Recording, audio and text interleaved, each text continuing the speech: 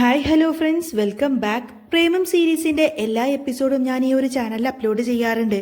അപ്പോൾ നിങ്ങൾക്ക് ഈ ഒരു ചാനൽ ഇഷ്ടമാണെങ്കിൽ സബ്സ്ക്രൈബ് ചെയ്യാനും സപ്പോർട്ട് ചെയ്യാനൊന്നും മറക്കല്ലേ കേട്ടോ. വീഡിയോ ഇഷ്ടമായിട്ടുണ്ടെങ്കിൽ തീർച്ചയായിട്ടും നിങ്ങളൊരു ലൈക്ക് തരണേ. അതുപോലെ തന്നെ വീഡിയോനെ കുറിച്ചുള്ള അഭിപ്രായം എന്തായാലും കമന്റ്സിലൂടെ അറിയിക്കാൻ മറക്കല്ലേ കേട്ടോ. അപ്പൊ നമുക്ക് വീഡിയോയിലേക്ക് പോവാം. അധ്യായം 262. അശ്വിനെ ആക്രമിക്കാനുള്ള ത്വര ലാവണ്യയുടെ ഉള്ളിൽ നിറഞ്ഞു. ലാവണ്യ പെട്ടെന്ന് അതിന് ശ്രമിക്കുന്ന സമയത്തിന് അവിടെ ഉണ്ടായിരുന്ന ഗാർഡ്സ് പെട്ടെന്ന് വന്ന് ലാവണ്യെ തടഞ്ഞു. മാഡം വേണ്ട, ഇതൊക്കെ വലിയ പ്രശ്നങ്ങളാവും മാഡം. പിന്നീട് വരുന്നതൊന്നും നമ്മുടെ കയ്യിൽ നിൽക്കില്ല. ഒന്ന് ആലോചിച്ചപ്പോൾ അയാൾ പറഞ്ഞത് ശരിയാണെന്ന് അവൾക്കും തോന്നി.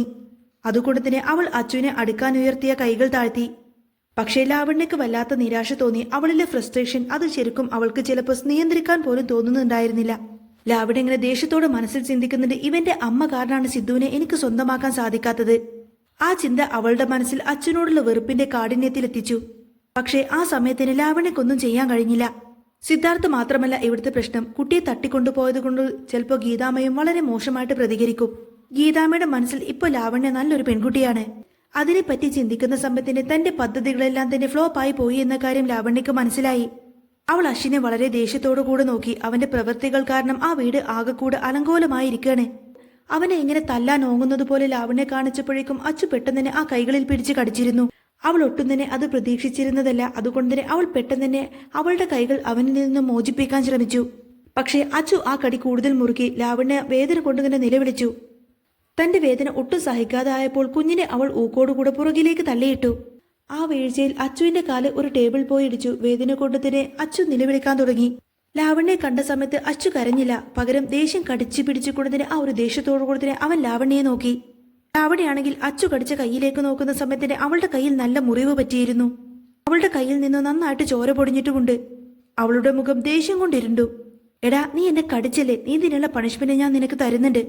മേലാൽ ഇനി നീ ഇങ്ങനെ ആരോടും ചെയ്യില്ല എന്നൊക്കെ പറഞ്ഞ് അവൾ ദേഷ്യം കൊണ്ട് അലറി. ലാവണ്യക്കാണെങ്കിൽ തന്റെ കയ്യിലെ വേദന സഹിക്കാൻ കഴിഞ്ഞില്ല.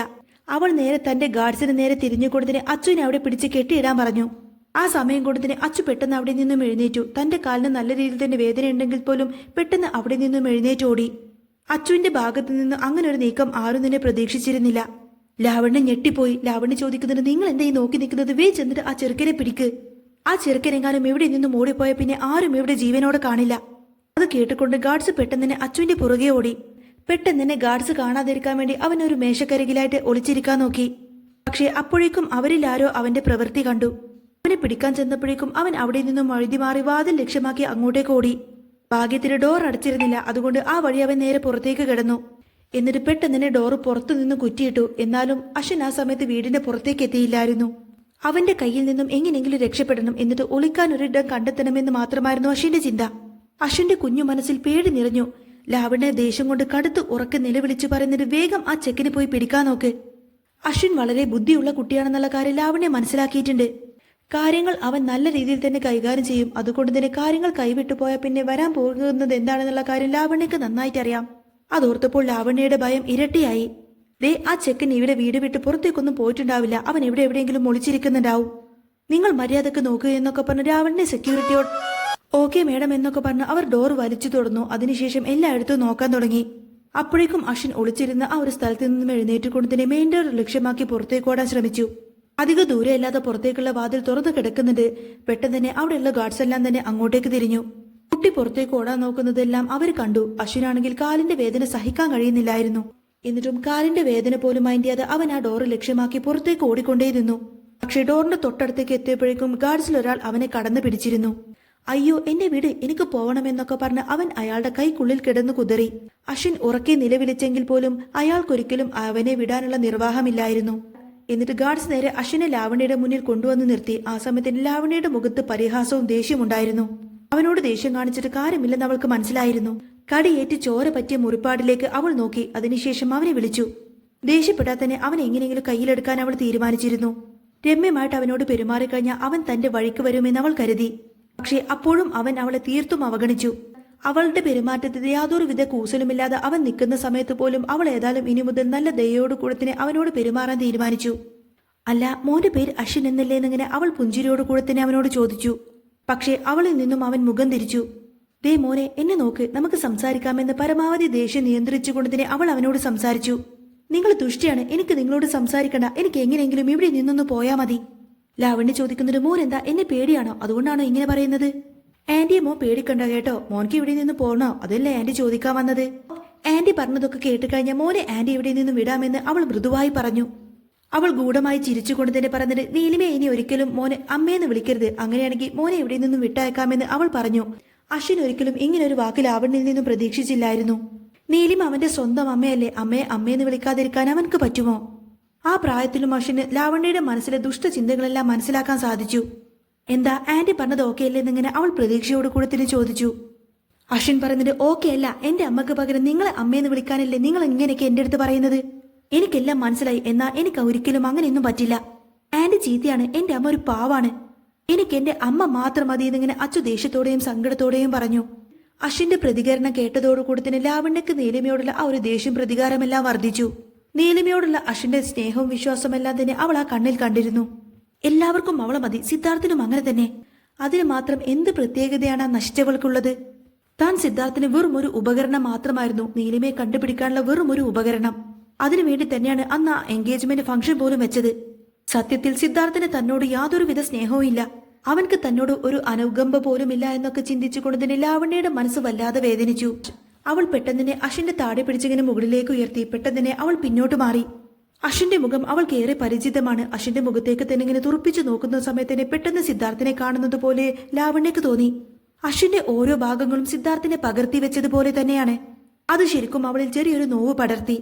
കണ്ണുകളിൽ കണ്ണുനീർ തൂവി. ലാവണ്യയുടെ പെട്ടെന്നുള്ള ആ ഒരു ഭാവമാറ്റത്തിൽ അശ്വിൻ ഒന്നും തന്നെ മനസ്സിലായില്ല. പിന്നീട് ലാവണ്യ പെട്ടെന്ന് സ്വബോധം കൈവരിച്ചു. ചിന്തിച്ചു കൂട്ടിയ കാര്യങ്ങളെല്ലാം ചിന്തിച്ചുകൊണ്ട് തന്നെ ലാവണ്യക്ക് സ്വയം നാണക്കേട് തോന്നി. ഇവൻ ഒരിക്കലും എന്റെ സിദ്ധുവിന്റെ മകനല്ല, ഒരിക്കലും അങ്ങനെ ആവുകയുമില്ല.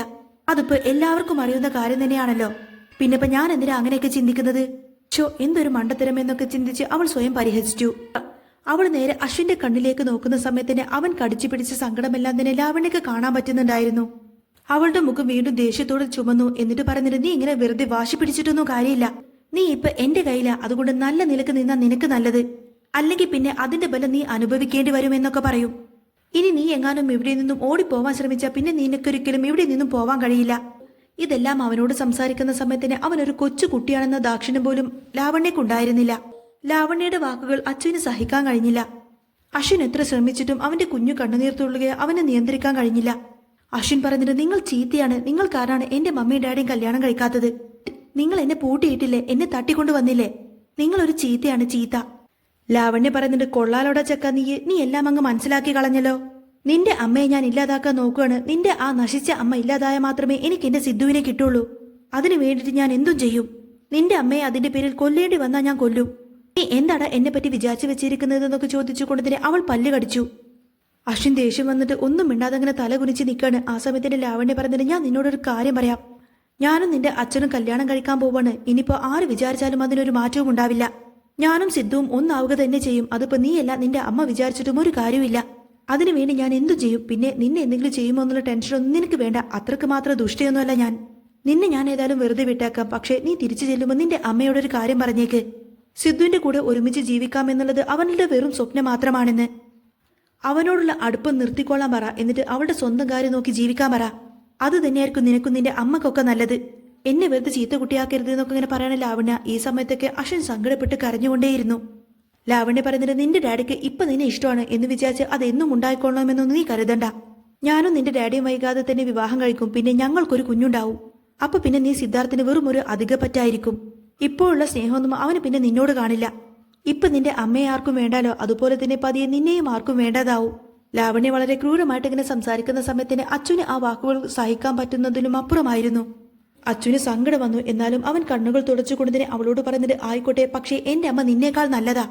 നിന്നെ പോലെ ഇങ്ങനെ ആക്ട് ചെയ്യാനൊന്നും എന്റെ അമ്മക്കറിയില്ല. എന്റെ അമ്മ ഇങ്ങനെ ആരെയും കരയിപ്പിക്കില്ല. അതുകൊണ്ട് തന്നെ എന്റെ ഡാഡി ഒരിക്കലും ഞങ്ങളെ വിട്ടു പോവില്ല. നീ വിചാരിക്കുന്നതൊന്നും ഒന്നും നടക്കില്ല, നോക്കിക്കോ എന്നൊക്കെ പറഞ്ഞ് അവൻ വീണ്ടും മുഖം തുടച്ചു.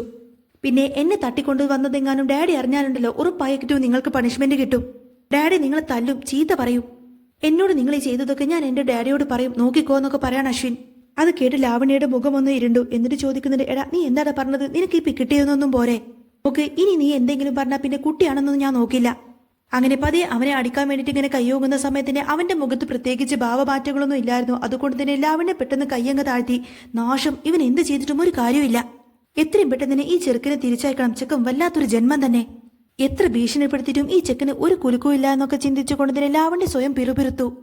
ഇവനെ തിരിച്ചയക്കുന്നത് അത്ര എളുപ്പമുള്ള കാര്യമൊന്നുമല്ല. കാരണം ഞാനാണ് ഇതിന് പിന്നിൽ എന്തെങ്ങാനും പറഞ്ഞാൽ പിന്നെ അതോടെ തീർന്നു. ഇവനെ കുറ്റപ്പെടുത്താനും കഴിയില്ല. കാരണം കുട്ടിയല്ലേ അവൻ. ലാവണ്യയുടെ ചിന്തകൾക്ക് അവസാനമുണ്ടായിരുന്നില്ല.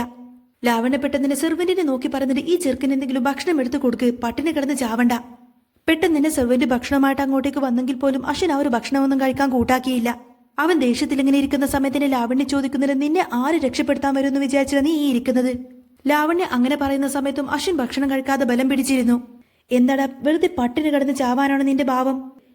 എന്നെ വെറുതെ ദേഷ്യം പിടിപ്പിച്ചിരിക്കാതെ നീ മര്യാദക്ക് ഭക്ഷണം കഴിക്കാൻ നോക്ക്. അശ്വിൻ പറഞ്ഞത്, എനിക്ക് ഈ ഭക്ഷണം കഴിക്കാൻ പേടിയാണ്. നിങ്ങൾ ചീത്തയല്ലേ? നിങ്ങൾ എന്നെ കൊല്ലാനൊരു പക്ഷേ ഇതിൽ വിഷം ചേർത്തിട്ടുണ്ടെങ്കിലോ?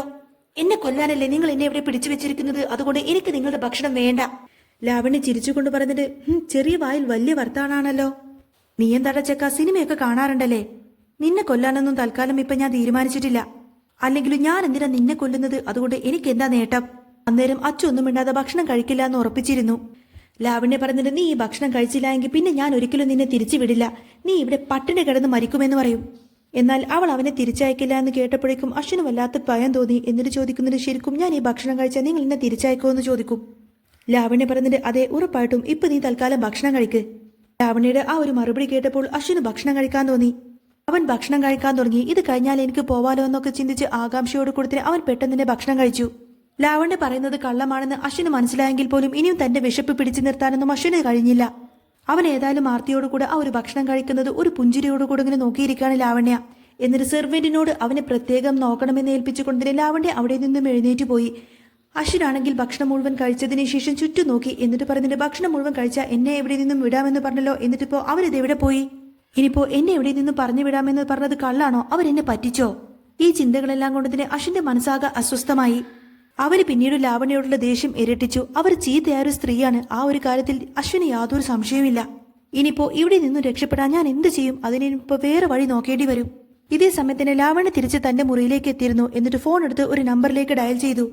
ഹലോ, നീ പറഞ്ഞ ആ ഒരു പ്രത്യേക മെഡിസിൻ ഇല്ലേ, അതിന്റെ ഡോസ് എനിക്ക് വേണമെന്നൊക്കെ പറഞ്ഞുകൊണ്ടായിരിക്കട്ടെ ലാവണ്യ വിളിക്കുന്നത്. അങ്ങനെ ലാവണ്യ ആ ഒരു മെഡിസിൻ ഇങ്ങനെ ഓർഡർ ചെയ്യുന്നതും കാണിച്ചുകൊണ്ടാണ് ഇന്നത്തെ ഈ ഒരു എപ്പിസോഡ് പൂർണ്ണമാവുന്നത്. അപ്പോൾ നിങ്ങൾക്ക് ഈ ഒരു ചാനൽ ഇഷ്ടമാവുകയാണെങ്കിൽ സബ്സ്ക്രൈബ് ചെയ്യാനും സപ്പോർട്ട് ചെയ്യാനൊന്നും മറക്കല്ലേ. ഈ ഒരു വീഡിയോ മുഴുവനായിട്ട് കണ്ടതിന് ശേഷം നിങ്ങളുടെ അഭിപ്രായം എന്താണെങ്കിലും കമൻസിലൂടെ അറിയിക്കണം കേട്ടോ. പിന്നെ വീഡിയോ ഇഷ്ടമായിട്ടുണ്ടെങ്കിൽ തീർച്ചയായിട്ടും ഒരു ലൈക്ക് തരണം. ഡെയിലി എപ്പിസോഡൊക്കെ കേൾക്കാൻ താല്പര്യമുണ്ടെങ്കിൽ തീർച്ചയായിട്ടും നിങ്ങൾ എൻ്റെ ചാനൽ സബ്സ്ക്രൈബ് ചെയ്ത് സപ്പോർട്ട് ചെയ്യണേ. കുറേ കൂട്ടുകാർ നമ്മുടെ ചാനൽ സബ്സ്ക്രൈബ് ചെയ്യാതെ ചുമ്മാ കണ്ടുപോകുന്നുണ്ട്. അപ്പോൾ നിങ്ങൾക്ക് വീഡിയോ അല്ലെങ്കിൽ ചാനൽ ഇഷ്ടമായെങ്കിൽ മാത്രം സബ്സ്ക്രൈബ് ചെയ്യണേ കേട്ടോ. ബൈ.